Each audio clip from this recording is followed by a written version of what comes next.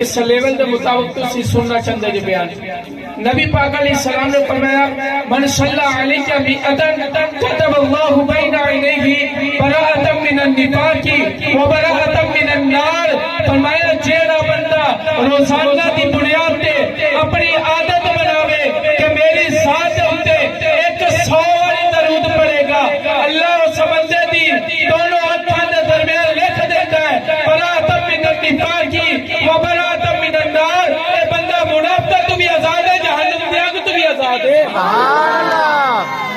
فرمایا بندہ منافقت تو بھی آزاد ہے تو جہنم دی آگ تو بھی آزاد ہے اتنے بزرگان نے دین علماء اکرام نے ایک بڑا کمال دا نکتہ دیتا ہے اور لطف آوے تو بولیا ضرور جے آپ فرماندے نے کہ درود پڑھن دی توفیق اللہ ہر بندے نہیں دیندہ